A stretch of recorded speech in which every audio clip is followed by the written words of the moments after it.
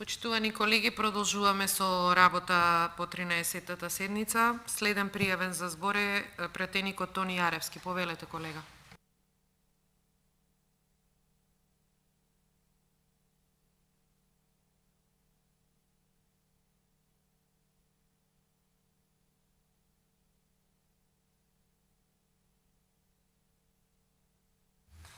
Благодарам, председателке. Почитувани колеги, почитуван председател, еве повторно сме овде за да продискутираме по не знам кое веќе продолжение на Комисијата за уставните судии, ново назначените. И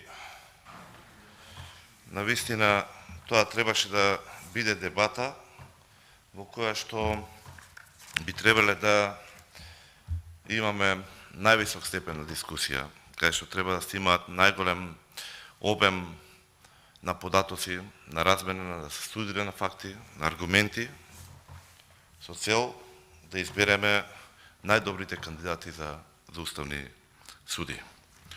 Уставниот суд, знаеме сите, дека е круната на правосудниот систем, иако не е официјално дел од судскиот систем, тоа е највисокото тело кое што треба да се грижи за слободата на граѓаните, правата нивни и задолжените акти.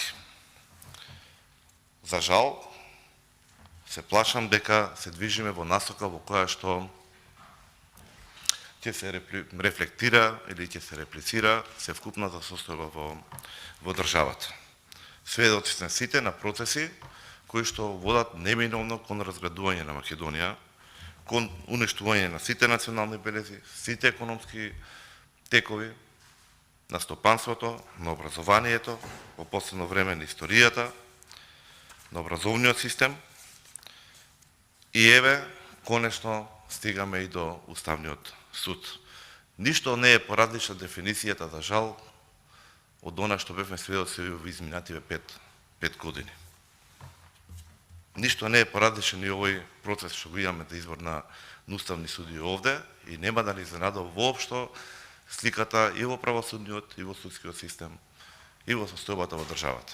Нема да ни изненадува ниту недовербата во институциите, нема да ни изненадува ниту губењето на вербата во подобрата иднина на генерално населението и особено на младите. Од тука се и сите оние негативни појави кои што сме сведоци секој ден, кои што ги споделуваме со нашите блиски, со пријателите, во средините кај што работиме, во средините кај што живееме.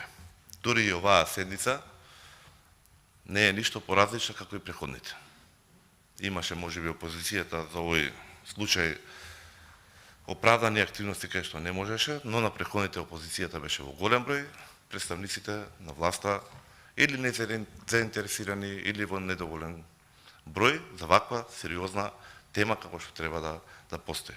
Ваква сериозна тема кај што треба да имаме избор на уставни суди кои што треба да гарантираат право и правда во Македонија. Имавме можност за дискусија да ги разгледаме сите аспекти на правосудниот систем.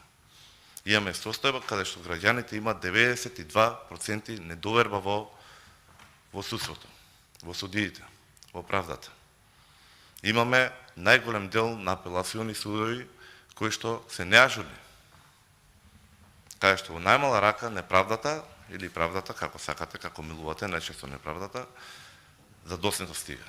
Бескрајни постапки во предмети кои што имаат почеток и никако свој крај. Имаме кадри, капацитети кои што не се посветени на тоа што треба го работат, туку се посветени да извршуваат определени наредби. Имаме сведоштва, имаме докази секојдневно каде што негативната селекција стана единствен начин за напредување во кариерата, единствен начин за избор на кадри, единствен начин според кој што оваа владеечка елита се движи понатаму. За жал. Никој не може да ме увери од сите овие дискусии до сега дека единствените кадри што можеше ги предложат ДУИ и СДСМ се токму овие лица овдека што ги имаме пред нас како нивни предлози. Никој не може да ме увери дека тоа се најдоброто што го имаат. Биејќи споредбата со другите предлози за уставни судии е неспоредлива. Дури некој би рекол и навредувачка. Имаше долги дискусии каде што се укажуваше, каде што се трудеше да се допре, да се докажат со фактите, да се увидат разликите. Некако немаше желба дури ни за дискусија. На прсти се бројот на реплики одолку број на одржани седници каде што представниците на власта сака воопшто да дебатираат. Можеби не можат и ја можеби го имав концепирано преходно говорот да се обратам најмногу на нив како на своји колеги со цел да ги разбениме тие аргументи, да најдеме добро решение, да имаме здрава дискусија и така натаму. Понатаму сваќам дека они се само еден мал дел од големиот мозаик на оваа матрица со која што оваа власт ја води државата. На оваа матрица за негативна селекција, на разредување на Македонија и уништување на вредностните системи и критериуми според кои што треба да се живее и да се оди напред. Вредностните критериуми кои што треба да се споделат со нашите партнери од Европската унија. А секој ден гледаме дека имаме сосема обратни ефекти, случки, некои дури чудо невидувачки, каде што се коси со логиката, камоли со нешто друго. И затоа имавме такви ситуации каде што се соочуваат на истата седница професорот кој што извршува улогата на ментор и ученикот, каде што биографијата на едниот се соочува со другиот, каде што едниот не е доволно добар за власта, а другиот е подобен и беше изгласан. И после таа дискусија што имавме на преходните комисии за кандидатката, не знам дали воопшто е потребно да се продолжи понатаму со разменување на излагање на факти, на аргументи, на потврда на овие биографии, долгогодишни, децениски, на луѓе посветени на науката, луѓе посветени на правото, луѓе кои што имаат позади себе со што да се пофалат, кои што ставиле трак, голем трак, по примерот на многу преходни уставни судии кои што биле во Уставниот суд, чии биографии денеска со приоритет голем дел од вас овдека ги разгледуваме и кои што навистина допринеле да биде таа институција со таков рейтинг каков што е денеска. Сега имаме процес од кога се разгради фундаментите на општеството, на државата, на институциите, стигнавме и до Уставниот суд, каде што повторно со негативна селекција доколку избереме луѓе кои што само ќе извршуваат наредби, кои што ќе спроведуваат одлуки, наместо се грижат за зачување на правото, правдата, уставниот поредок. И тоа не знаеме дали тоа ќе го прават ради тоа што имаат само една водилка да испорачуваат барањата, односно да ги извршуваат барањата на оние што ги назначили или одобриле, или едноставно толку знаат. Биејќи од биографиите, навистина, кај некој од нив беше тоа многу дискутабилно. Точно, јас се сложувам. Јас извадив, нема да трошам време, иако може би и би требало, десетици изјави наназад на истакнати членови функционери, токму на овие представници сега што се на СДСМ и ДУИ, нивни колеги со партици, наназад во годините, каде што се укажува на потребата од независност на кандидатите, од нивна професионализација, од потребата на нестрасен избор, каде што се укажуваше на проблематизирање на поимот истакнат правник. И се сложувам, навистина истакнат правник може да биде толкувано на различни начини. Затоа може би имаме и оваа дискусија. Но овдека не станува збор за разлика за финеси. Овде станува збор за сосема различни поими. Луѓе посветени целиот живот на правото, со научни трудови, со книги, ќе ги разгледаме понатаму повторно, и луѓе кои што се движеле најчесто или по администрацијата, или по своите партиски штабови. Не може тоа да биде добро ниту за вас, ниту за нас, ниту за државата. Тие мандати на уставните судии се 9 годишни. Ниту еден пратеник, ниту еден функционер, централна или извршна или локална власт, нема 9 години мандат. Тие 9 години не случајно се така дефинирани. Тоа би требало да биде круната на еден истакнат правник. Едно сиже на целокупното негово правно искуство, професионално искуство, каде што го завршува како уставен судија и потоа нормално се извинувам. Потоа нормално очекувано да се иди во пензија. А поминаа кандидати кои што очигледно откако ќе го завршат мандатот на уставен судија 9 години, ќе треба да се вратат или во професионалниот живот, или во правниот систем, или во некоја компанија. Па како ќе ја гарантираме нивната непристрасност? Како можете да бидете сигурни дека тој човек што вие го избравте или таа особа која што сметавте дека треба да биде уставен судија, а ќе биде повторно вратена работоспособна на, не знам, 50 години, нема да биде подложна на влијание. И тоа не мора да биде во првите години од мандатот. Може би низиниот страв ќе се појави во последните неколку години од мандатот, кај што треба да размислува што правам јас за пензија. Мислите дека им правите добра услуга? И за нив не е добро. И за нив не е добро. Ниту е за државата, ниту за граѓаните, ниту за нив како личности. Кој би сакал да биде живосан како лош уставен судија? Бил уставен судија и понатаму ќе се вратиме у катастар како чиновник. Има ли логика во тоа, кажете ми? Нема. 92% недоверба во судството. И тоа е веќе старо истражување. Последните показатели се дека е уште пониско. Каде ќе се движиме таму? Надвор од овие простори и ние се соочуваме во секојдневието. И ние се соочуваме, и вашите блиски се соочуваат со некои недумици. Голем дел од нив би побарале правда, би отвориле процес, информација, акт ќе оспорат. Во кој систем? Со 92% недоверба се наоѓаат и нашите и вашите пријатели. Никој не е задоволен. 8% доверба во системот не е помало и бројот на вработени внатре во институциите. А може би тие најдобро знаат што се случува. Може би се тие најдобар сведок какви процеси прават такво незадоволство во јавноста. Може би тие најдобро знаат.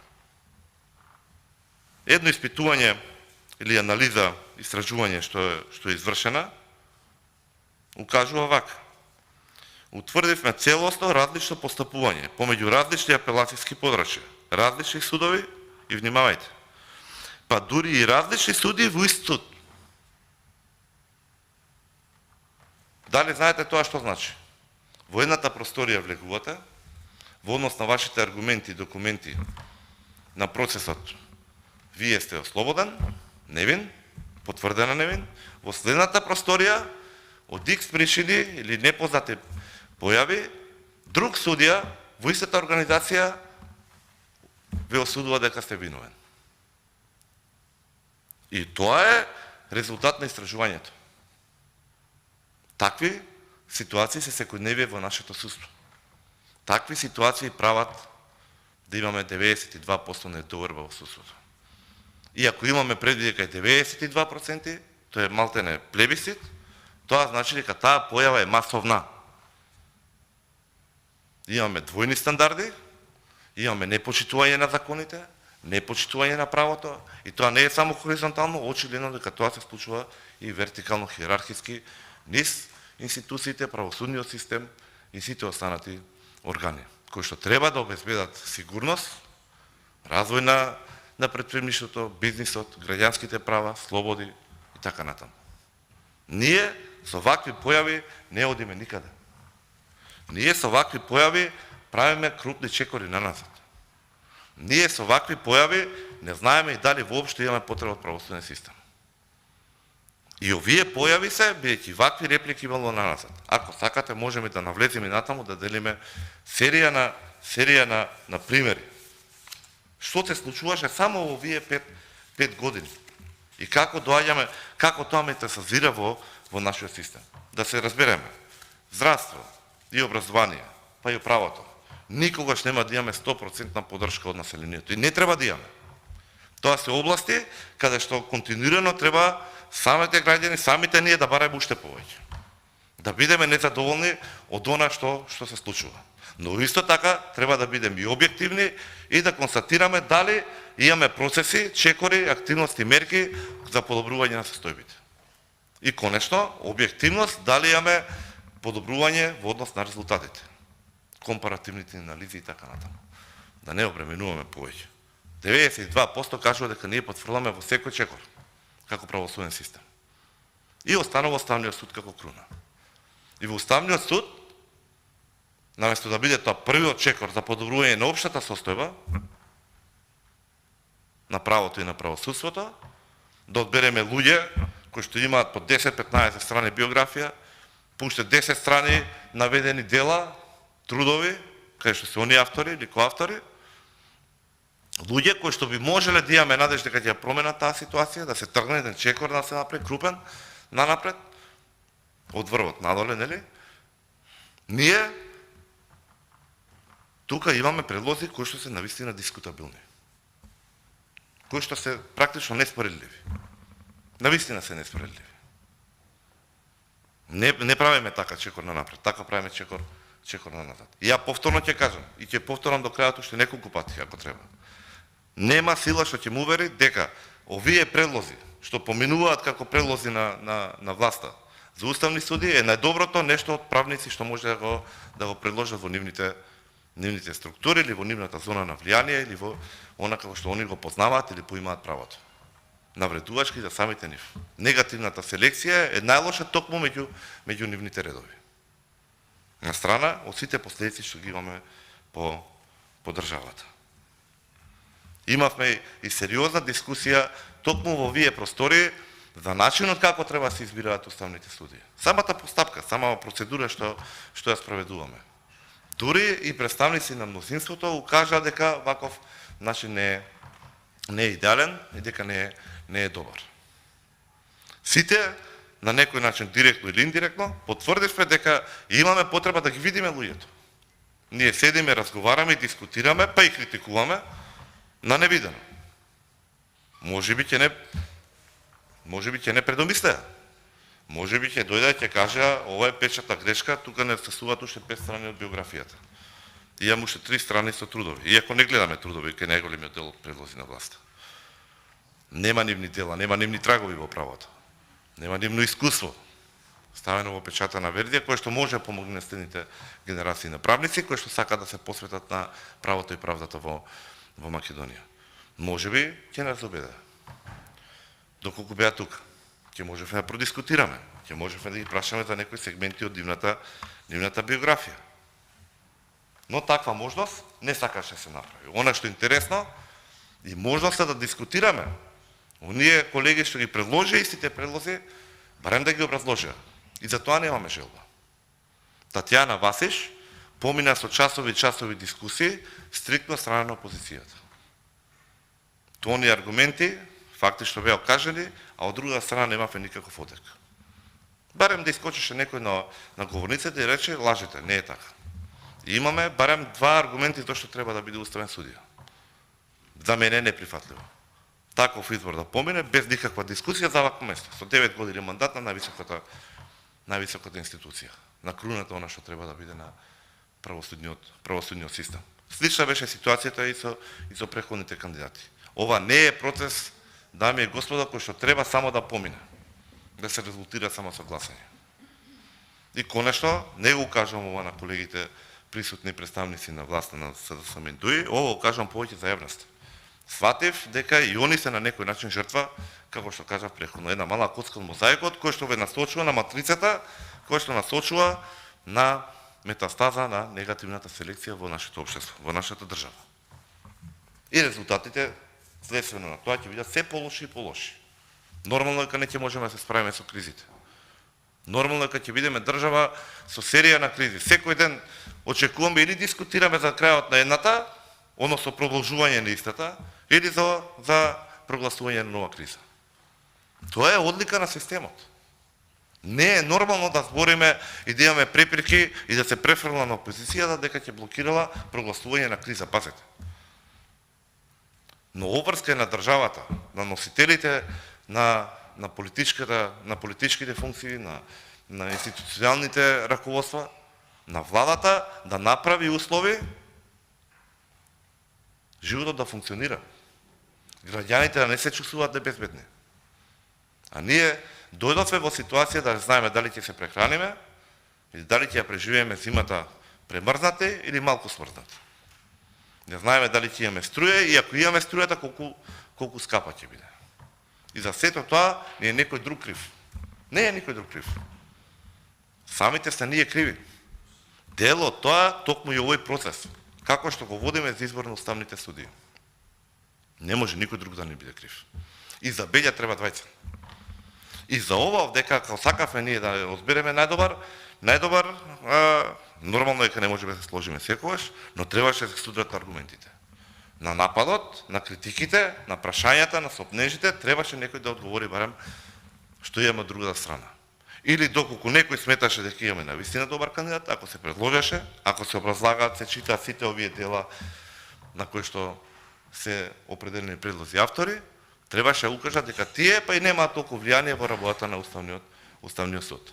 Затоа и реков, ваква споредба е речиси невозможна. И се сведуваме во диалог на глуви. Постојни укажувања и молк од другата страна. И потоа имаме незадоволство кај предприемачите, имаме незадоволство во училиштата, имаме незадоволство меѓу здравството, имаме една, втора, трета, четврта криза, повторени две, кои што никако немаат крај. И не знаеме кај ќе биде крајот.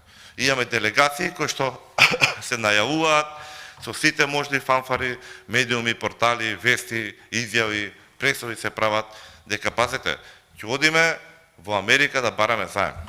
Цела делегација. Се вратиме без ништо. Зошто? Бидејќи неофицијално, кога доаѓа нивната делегација овдека им даваме погрешни документи. Или пак се толку неспособни кај што сигурноста за кредитирање на Македонија е нула. Или изгледите наши, нивните проекции, ризици пресметка, се страшни. Имаме ситуација која што се појавува деновиве по маркетите, ја бев дори фрапиран, дека се повлекуваат производи од полиците. Ниту еден орган не се објави за тоа, ниту инспекторат. Зошто е тоа така, можеме да шпекулираме до раните утрински часови. Или несигурноста на маркетите, или пак се очекува уште еден ценовен удар на цените. Инфлацијата си расте, државата не функционира. Најголемиот дел од сите овие работи што ги спомнавме е да имаме правна рамка во која што ќе имаат сите сигурност на тековите, на облигаторните односи, на врските, да се има одговорност, да одговараме за тоа што сме го одлучили. Да се знае што е тежина на одлука. Сите се тоа поеми што веќе ги заборавивме. Се научивме да газиме врз правото, се научивме на преседани, се научивме на она незамисливото да не биде нормално. Во такви услови живееме веќе со години. И при тоа, дури тврдиме дека има и полошо, што е се потешко да се најдат примери, и што е најтрагично и најнелогично, дека идеме со крупни чекори напред. Добро, барем блескаме, не го спомнуваме толку често во изминатиот период.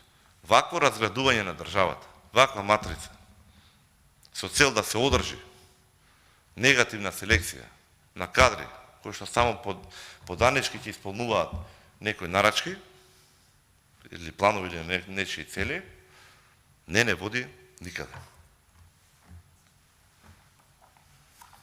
Денес се каже дека се оддалечив од темата.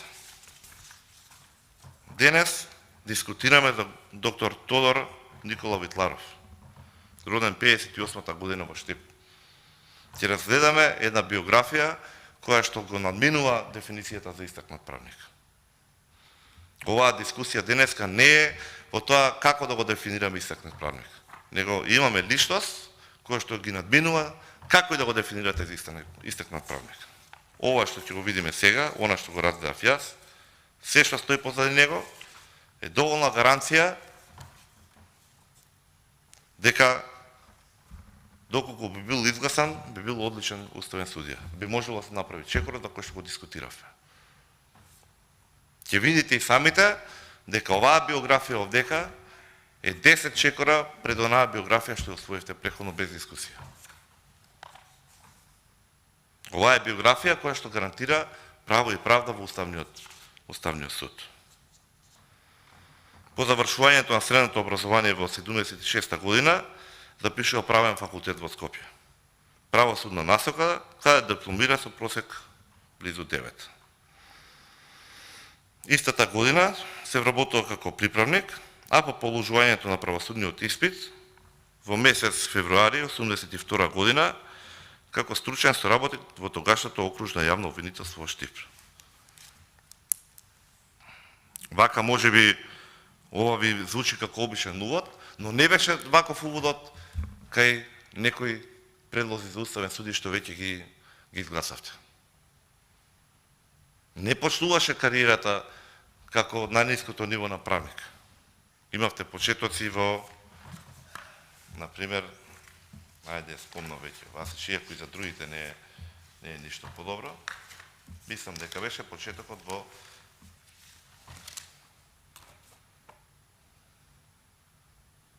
Министерството за финансии.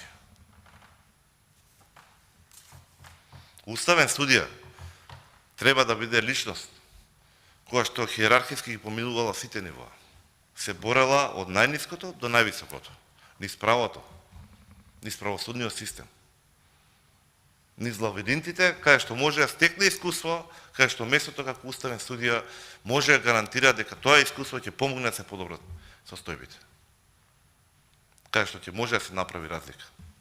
Каде што идните генерации нема да се соочуваат со ситуации како што се содрувале преходните генерации. Затоа е толку важно да се каже. И почнува во обвинителството во Штип. Во 1984 година е именуван за заменик на основниот јавен обвинител во Штип, која функција извршува до месец април 1997 година. 13 години посветеност повторно во правосудниот систем, како заменик на основниот јавен обвинител. Можете да споредите што би било со преходниот предлог, кога од Министерството за финансии, мислам дека од јавни набавки бавајќи се, преминува во катастар и се бавта за администрација, подготовки. Со овие години веќе поминати во правосудниот систем. На 1.4.1997 година е именуван за виш јавен обвинител во Штип, на која бев реизбран во 2003 година, повторно. И ја извршува 7 месец август 2008 година. Тоа се веќе 6 и овдека уште 5-11 години дополнителни. Во институција која што е навистина гарантира дека може да се стекне искуство, да се стекне со работи кои што навистина се справува и самиот негов реизбор кажува дека си е докажан во работата која што извршува. Во 2008 година е избран за член на Советот на јавните обвинители на Република Македонија, од редот на јавните обвинители која функција ја извршува до 1.9.2011 година. Во периодот од 2011 до 2013 година ја извршува функцијата јавен обвинител во Висшето јавно обвинителство во Штип. Во декември 2013 е избран за виш јавен обвинител на Висшето јавно обвинителство во Штип, на која функција е до ден денес. Една кариера посветена на правото. Исто така се посочува во неговата биографија дека во 1989 година запишува постдипломски студии на катедрата за казнено право и криминологија на правниот факултет во Скопје. И како важно. Во 1999 година го одбранува магистерскиот труд на тема јавното обвинителство во правниот систем на Македонија. 17.3.2006 година на Правниот факултет во Скопје веќе и докторира и одбранува докторска дизертација на тема Казнено-правната заштита од корупција и се стекнува со академско звање доктор на правни науки. Во 2008 година е избран за насловен доцент, а потоа во 2015 за насловен вореден професор. Реизбран е во 2018 година на катедрата за казнено право при Универзитетот Гоце Делчев во Штип. Предава по предметот применето казнено право.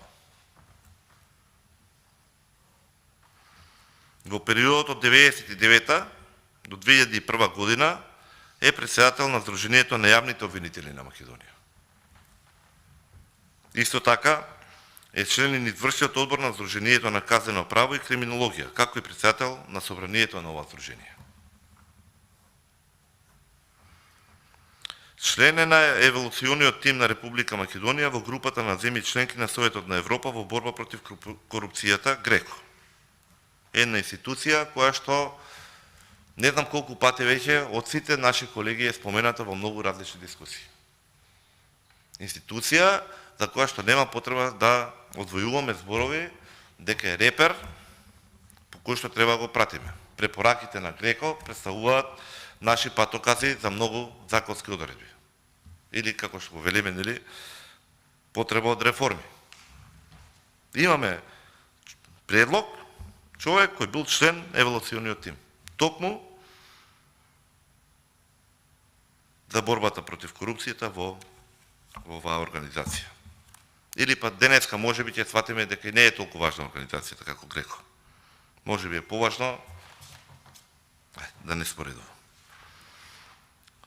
Активно бе вклучен во работните групи на Министерството за правда за изготвување на измени и дополнување на Казнениот законник, новиот закон за кривична постапка, на законот за јавно обвинителство, на законот за Советот на јавни обвинители.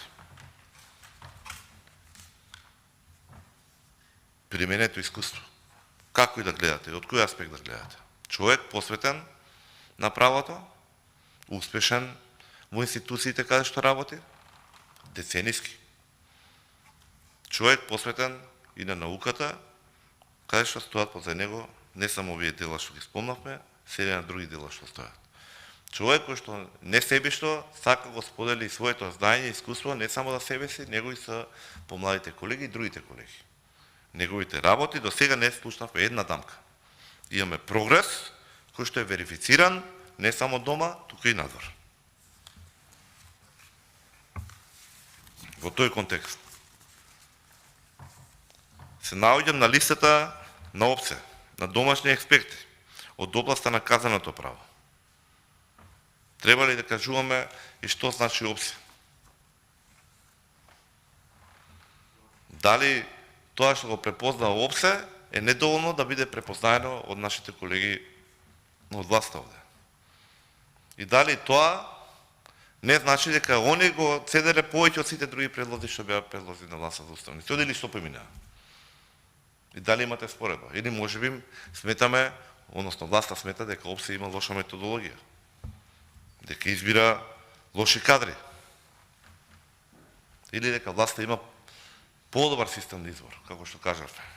Негативната селекција на власта се разбира дека може да пројде тука, насилнички, врз основа на бројот на кренати раце и прсти, но тоа не поминува веќе кај меѓународните институции. Дури оваа дискусија овдека мислам дека треба и фразата мери систем да биде забранета за употреба. Вклучен сум во активноста како постојан едукатор на Академијата за обука на судии и јавни обвинители во почетната и континуираната обука.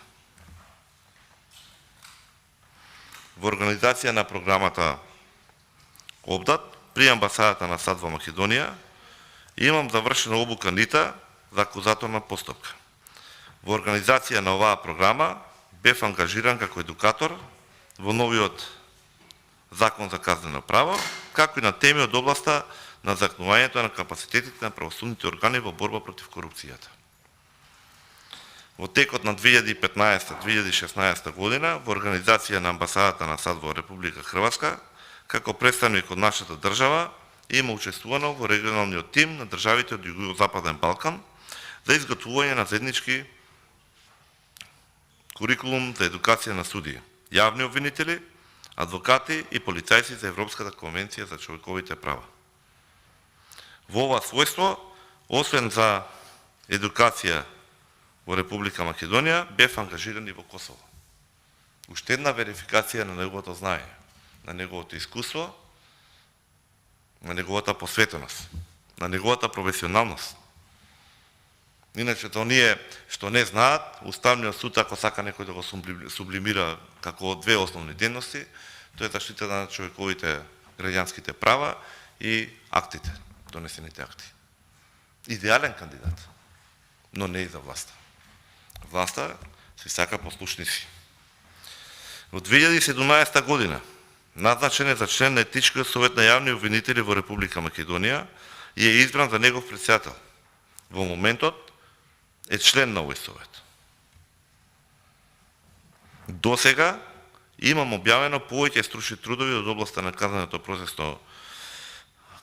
процесни и материјално право во Македонската ревизија за казнено право и криминологија, безбедност, судска ревизија и така натаму.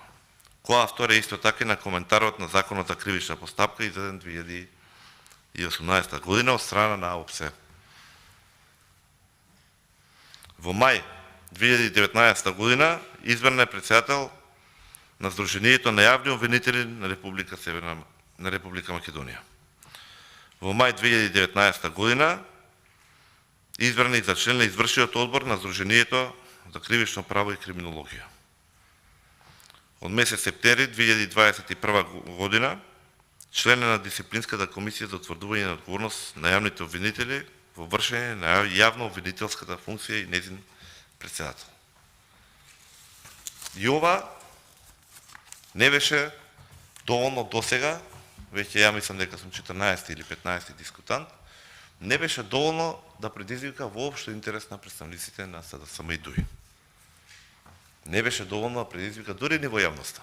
А сведоци се секој ден како за тривијалности го бременуваат медиумскиот простор. Како за ефтини оправдувања се правда за катастрофата што се сведоци во нашето секојдневие. Но и покрај 9 продолженија на седницата, и покрај часовите на дискусија, не беше доволно да се спровоцира еден да негира дека овој предлог за уставен судија е најдобриот до сега, можеби, сородна што сте го имале на разедување. Еден не се најде да каже зошто до ние што беа изгласани мнозинството, барем со еден аргумент, барем со една линија во нивната биографија, барем со едно дело што имат по себе, го надминува доктор Витларов. Немавме. Но тоа не значи како вас не ве интересира дека ние нема да се толерираме понатаму. Квалитетот на овој или на оној начин ќе превладее. Колку и да е лоша состојбата, на ова свет ќе дојде крај. Порано или подосна, изборите ќе бидат реалност и ваквите политики ќе бидат казнети. За криминално ќе се одговара, негативната селекција ќе биде минато. Да, ќе се соочиме со последиците од нивното владење, но поставувањето на соодветни кадри на соодветните места, како што би бил доктор Витларов за уставен судија, тие работи ќе ги променат. И тоа се процеси што исто така не може да ги спречите. Ќе одвоиме малку време и за неговите објавени книги и стручни трудови. Поволк е списокот, но ќе ги прочитаме. Да знаете зошто толку сте уверени дека овие кандидати на опозицијата се неколку класи подобри од предлозите на власта.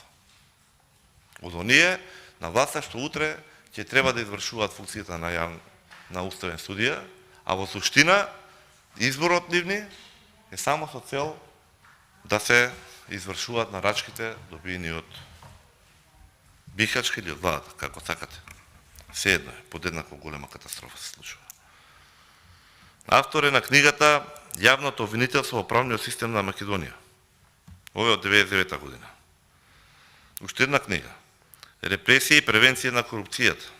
2006. Казнено право и посебен дел со примери од практиката. Второ издание 2013 година. Ова е како учебно помагало за студенти на правниот факултет при Универзитетот Гоце Делчев во Штип. Автор е на книгата Казнено право, општ дел, племената програма. 2014 година, исто така како учебно помагало за студенти на истиот факултет.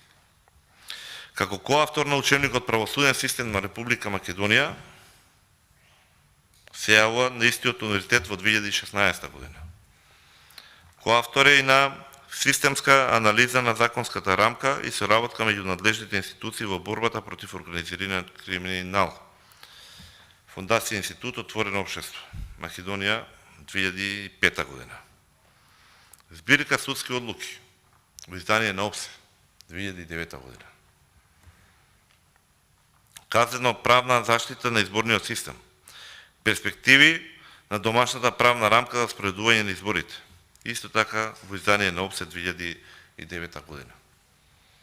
Дали можеби уште тука насетувате колку потенцијални дискусии и препукувања во јавноста и тука во говорницава сте имале? А и колку од нив би можело овој човек да ги реши, доколку биде на соодветното место? Дали мислите дека претходните кандидати кои што добија мнозинство, поддршка од мнозинството, може тоа да го направат? Споредлива е ли одлуката или во дискусијата на седниците на Уставен суд на тие кандидати што помина со Витларов? Неспоредливи се. Спроведувањето на одредбите за кривична одговорност на правните лица. Уште едно издание на ОПСЕ во 2011 година. Практичната примена на спогодувањето за видот и висината на кривичната санкција во правата година од примената на новиот ЗКП. ОПСЕ 2016 година.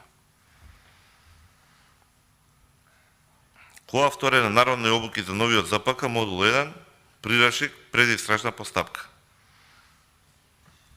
Ова е издание на ОПСЕ и Академијата за суди и јавни обвинители во 2013 година. Коавтор е на коментарот на Законот за кривична постапка од 2018 година од страна на ОПСЕ.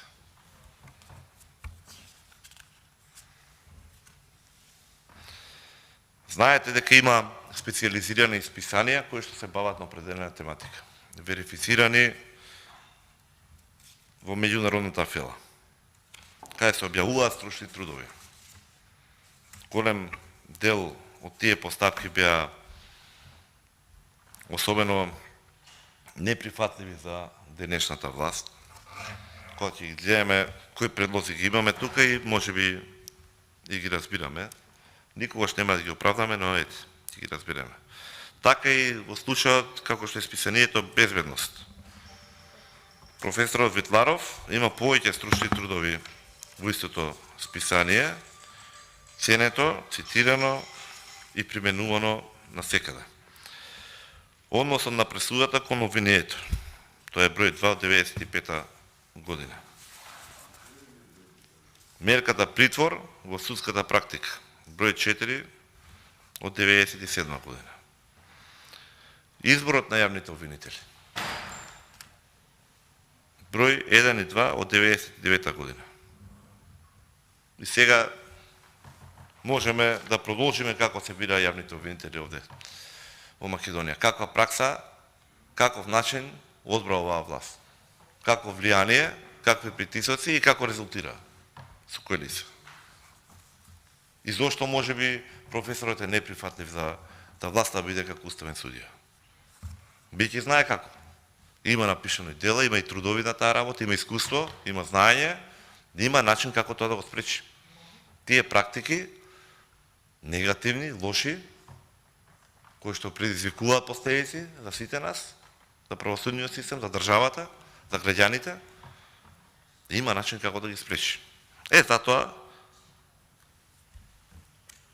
административци, референти и некои што се движиле претежно по кабинетите на министрите, се поважни и подобри од правници со децениско искуство, според власт. Опозицијата ниту имала, ниту некогаш ќе има негативна селекција. Колку и да е ситуацијата сложена, комплексна, тешка, секогаш ќе се бараат најдобрите решенија. Најдобрите кадри, бејќи само тие може да направат чекор напред. Првен да го лоцираат, да го дефинираат проблемот, да најдат соодветни начини како да се надмине и да имаат желба и посветеност и енергија да се посветат да работат за доброто на граѓаните и тој проблем да биде надминет. Она што е најважно, што можеби и мене најмногу ме боли со оваа власт, не ги интересираат никакви последици како се случуваат. Од кој ќе надминете еден проблем, треба да направите мерки, одредби, препораки, забелешки, имплементирани, со кои што ќе спречите такви појави повторно се јавуваат во иднина. Ние имаме реплики и метастаза на веќе востановени негативни и лоши практики. Уште еден труд во истото списание, отстапување од принципот на легалитет. Ова е во 98-та година, малте секоја година има во најпрестижното списание по еден негов труд. Секоја година. Во македонската верзија, во списанието, она што треба да биде релевантно кај нас, Македонска ревија за казненото право и криминологија, автор е на даношно затајување во број 1 од 97-та година, улогата на јавниот обвинител во откривањето на организираниот криминал, број 2 од 2000-та година, барање на собирање на потребни известувања од 2000-та година. Положбата на јавниот обвинител во правниот систем на Република Македонија и препораките на Советот на Европа. Број 1 од 2000-та. Казнената политика низ призмата на генералната превенција на казната. Правните лица како субјекти на казненото право. Број 2 од 2006 година. Сите се ова работи кои што како значат во работата на еден уставен судија. Секој еден од овие трудови што ги кажавме, јас додека ги читаме овдека, а знам дека и вие ви познам дека наоѓате по една практична примена. И од трудот, и од книгата, и од делата, и од институцијата каде што професор Видларов работел, предава, функционира и екзистира. Сите. И сите се свесни дека се направија лоши избори преходно во изминативе денови на работа на комисијата. Дека се неспоредливи со професорот. Царински кривични дела. Број 1 од 2006. Казнено-правни мерки за заштита на правата од член 3 на Европската конвенција. Број 3 од 2006 година. Улогата на јавниот обвинител во пред истражната постапка. Број 2 од 2007 година. Ова се работи кои што итекако имаат импликации во секојдневието. Се сеќавам на еден случај со еден обвинител кој што беше омилен на власта, а кој што беше многу неомилен на јавноста, каде што беше вклучен во неколку спорни случаи, каде што очигледни загрозувачки состојби на здравјето и безбедноста на граѓаните, на сообраќајки. Загрозеност по живот, имаше сомнителни пресуди. Каде што одговорноста беше на или заобиколена, или помина кривците без соодветна одговорност. И каде што истите обвинители понатаму беа оценети со највисоки оценки во овој период на негативна селекција, промовирана и метастазирана од страна на СДСМ ДОИ. Овие 5 години. И тоа не сте го измислили вие. Тоа го имало и преходно. Дори имало и дела на таа тема напишано. И ќе има луѓе кои што ќе знаат како тоа да го спречат. За жал, бидејќи тие луѓе ги имаме тука, и тие нема да поминуваат наредбите на власта, тие не се доволно добри, ќе бидат добри оние што ќе исполнуваат тоа што ќе речат Заев и Ковачевски. Како што, впрочем, имав и докази и преходно што го направи. Но овој пат е Уставниот суд загрозен. И неговото разградување. Исто како и другите институции во државата. Предупредување на преходната постапка во Република Македонија. Број 2 и 3 од 2008.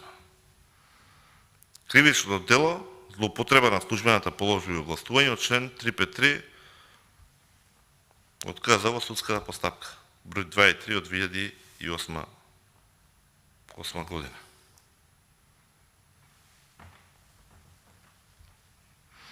Казнената одговорност на правните лица според новелата на КЗ од 2009. Коавтор е овдека, број 2 од 2009 година. Има серија на трудови и во судската ревија. Автор е таму. Кривичното гонење во правниот систем на Англија. Број 1 од 2000 година. Јавноста и јавното обвинителство. Број 2 од 2000 година. Дали ја гледате разликата? Или упорно ја игнорираме? Луѓе посветени на правото, не само стекнато знаење, не само стекнато искуство, применето знаење и искуство. Не само дома, туку и надвор. Луѓе кои што се посветени своите знаења ги надградуваат, своите искуства да ги надградуваат. Зошто? Со цел да донесат право и правда. Децении посветеност на истото. Од приправник по положувањето на правосудниот испит, па понатаму како стручен соработник во окружното јавно обвинителство, заменик на основниот јавен обвинител, висши јавен обвинител, член на Советот на јавни обвинители.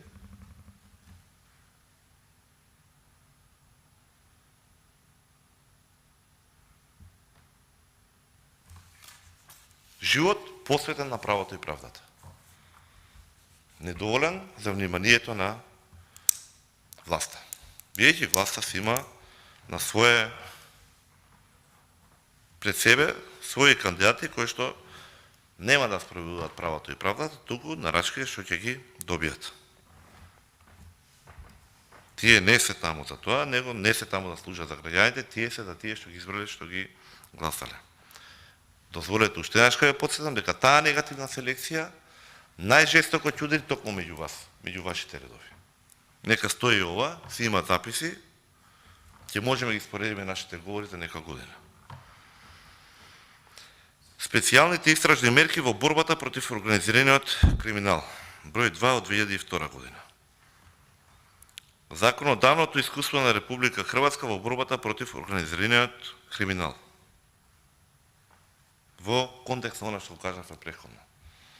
Да се увидат и странските искуства, странското законодавство, како тие се соочуваат со проблемите, како тие ги надминуваат проблемите, како тие го поставиле системот. Ако беше можеби Англија подалеку, Хрватска не е регионален партнер, кој што помалку или повеќе се има соочено со истите предизвици. И тие искуствите како се важни за примена кај нас. И имаме луѓе кои што посветили време и енергија и резултирало со труд, објавен на таа тема. Ако некој заборави од почитуваните колеги, Република Хрватска е веќе членка на Европската Унија. Ние не сме, ние не можеме да ги отпочнеме ни преговорите. И ние сме соочени со услови и барања кои што се надвор од разумот. Да се погазиме самите себе си, да избришеме се што е македонско, да отпочнеме еден брутален процес на бугаризација на нашето општество, со цел да отпочнеме да преговараме. А тоа не се услови. Условите каде што не сакаат како друштво, како партнери равноправни, да седиме на истата маса, да се соочиме со истите проблеми, да наоѓаме заеднички решенија, е преди се владењето на правото и правдата. Тоа го бара Европска унија од нас. Бара да функционира животот, бизнисот, судскиот систем, државата како едно. Да бидеме на исто ниво со нив. Не бара наоѓање на квази решенија, лесни решенија, кои што единствена задача ќе имаат да ги спроведуваат само оние нарачки кои што ги добиваат. Понатаму, не е само тоа, не е само овие дела. Долг е списокот, но ќе останам посветен на истото, да видиме колку дополнителни аргументи можеме да најдеме за професорот Витларов версус преколните кандидати кои што беа предложени од власта. Кривичното дело, злоупотреба на службената положба и овластување од член 353 отказа во судската практика. Број 2, 2005. 60 години од јавното обвинителство во Република Македонија.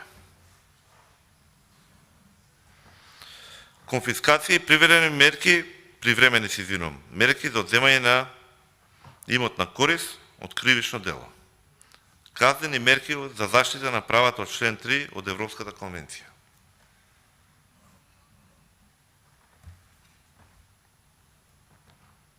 И повеќе од важно за работата на Уставниот суд. Ќе се вратам на ова подосна. Казана поправна заштита на животната средина. Има и не е само овој ред, ако некој помисли, ова беше од судска ревија. Автор е необјавени стручни трудови и во серија на други списанија. Како што е, например, начелото на опортунитет во кривичното гонење против малолетни сторители на кривични дела. Тоа е мултидисциплинарен семинар за спроведување на малолетничкото правосудство во Стругот 2001 година. Казнена одговорност на правните лица, објавено во Правник во април 2005 година. Даношното затојување согласно КЗ и кривичните дела од посебните закони. Фискален практикум број 4 од 2005 година. Казнена одговорност на правните лица. Деловно право, издание за теорија и практика на правото. Тоа е од практично Сдруженијето на правници на Република Македонија во 2011 година. Улогата на јавниот обвинител во новиот нацрт на ЗКП. Ова е објавено во Джустисија, тоа е списание на Академијата за суди и јавни обвинители во 2000 година. Прашање од интерес за реформата на казненото право. Во студиската посета во САД. Обвинителски гласник, број 14 од 2009 година.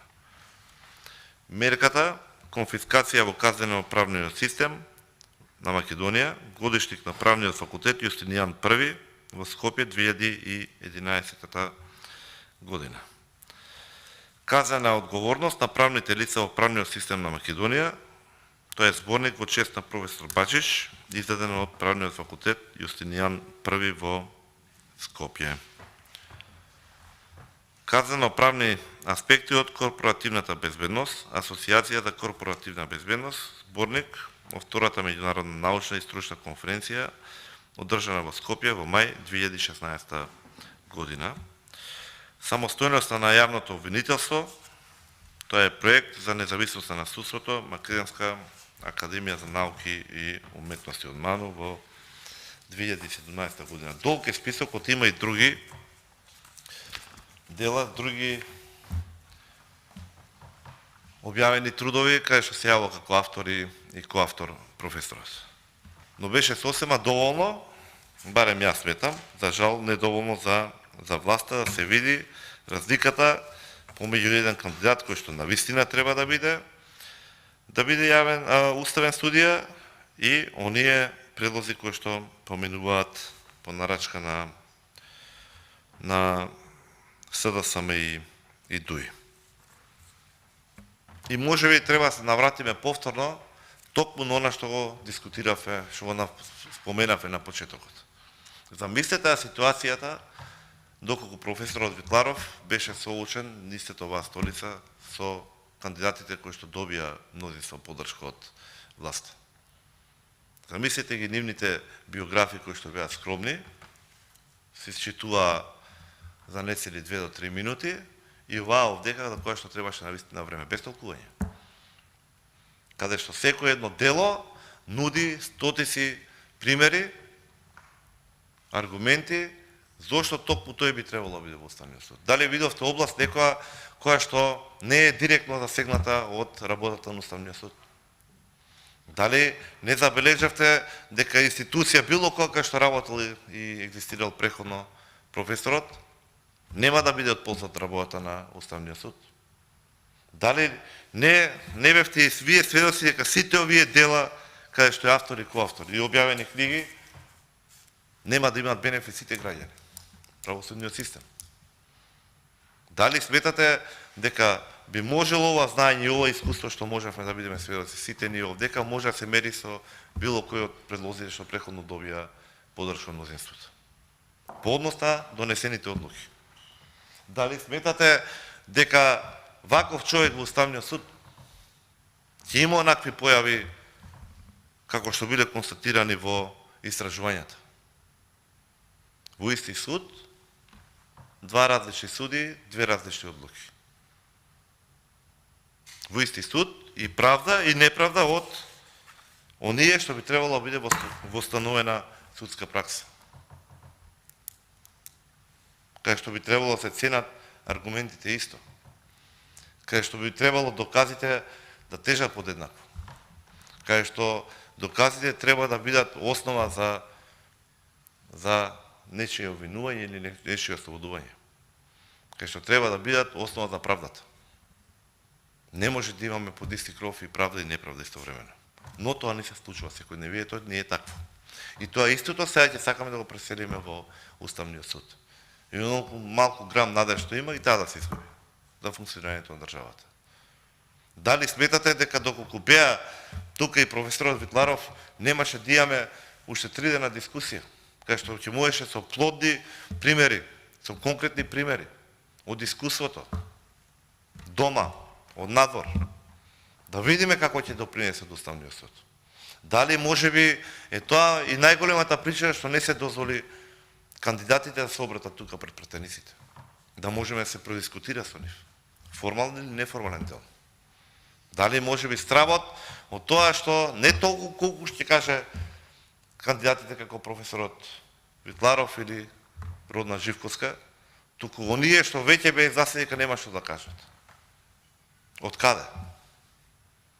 Некои се движиле по администрација, некои се движиле по кабинети, најчесто по партиски штабови. И неспоредливи се. И стојам на тоа, дека се неспоредливи. И стојам на тоа дека овој човек нема никаква дамка што може да се искористи против него. Во неговата професионална, приватна кариера. Во неговото искуство. Дека нема ниту еден аргумент зошто тој не би бил уставен судија. Затоа немаме дискусија од представниците на власта. Затоа седиме само јас и колешката тука. И го почитувам тоа колешки што останавте до крајот. Но исто така нека почитува јавноста каков интересот за вако важно прашање, за вако важен избор. И председателката се извинувам. Тука нема дискусија. Ние имаме одговорност. Секој од нас има одговорност. Ќе имате тие уставни суди, но тие имаат 9 години мандат. Погрешен избор кај нив ќе се рефлектира како катастрофа кај сите нас. А сите подеднако зависиме од правосудниот систем.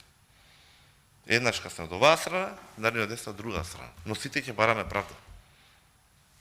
А денес, наместо правда, добиваме неправда. И затоа денес имаме 92% недоверба во судството. Напасно е да направиме уште една грешка и таа доверба да биде уште помала. И онаа малку зрак надеж да го изгубиме.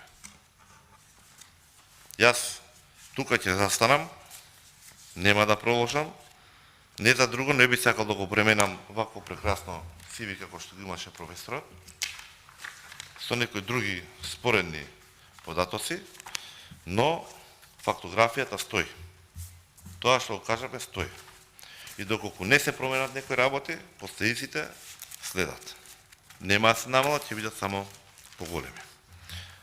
Се надевам дека доколку тука не дојде разумот, дека превремените избори ќе бидат час поскоро и дека тогаш ќе имаме услови да добиеме правна држава и нормално секојдневие за сите граѓани. Благодарам.